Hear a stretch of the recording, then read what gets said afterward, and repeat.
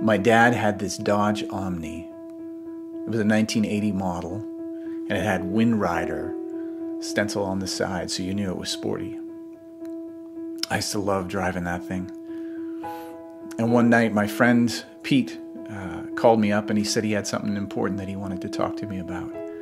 So I picked him up, and we went to a local restaurant, and we sat and talked. And he seemed to have difficulty kind of getting to his point or figuring out what to say, how to say what he was going to say.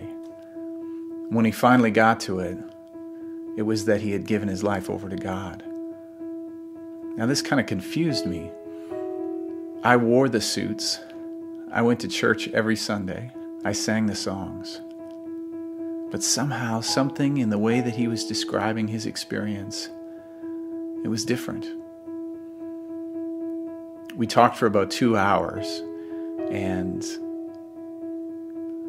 I found myself becoming jealous of what he said, wanting what he had. Pete talked some more, and the more he talked, the more I just realized that it was God that was speaking through him. He had only been following Jesus for a week, and so for him to be able to talk for 2 hours about these things, it would have been like somebody explaining the inner workings of an engine after seeing it 1 week before. And so a crash happened in my life. A crash between what I thought following God meant and what it actually meant. And so I gave my life over to Jesus that night. I'm thankful to God for Pete, that he had the courage to talk to me.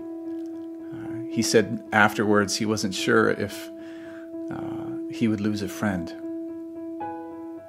but he gained a brother. And for that, I'm very grateful. Where are things at now? Well, things took an interesting turn last year. I was diagnosed with having a brain tumor. I had surgery and had about 95% of it removed. And then I went through chemotherapy and radiation therapy. And I'm back on chemo now and will be for some time. It's funny how something like that can actually refocus you in a way that makes me trust in God more. Maybe it's because I don't really have a whole lot to hang on to. I don't know where this is going. I don't know how things are going to play out. And like every other normal human being, I want to see my kids get married. I want to hold grandchildren.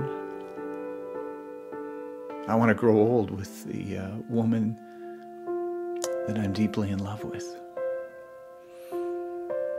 And God knows all of that. And it's about His purpose and what He wants to do. So in the anxious moments, that's what I rest in. And I trust Him. My name is Dwayne Bowles, and this is my story.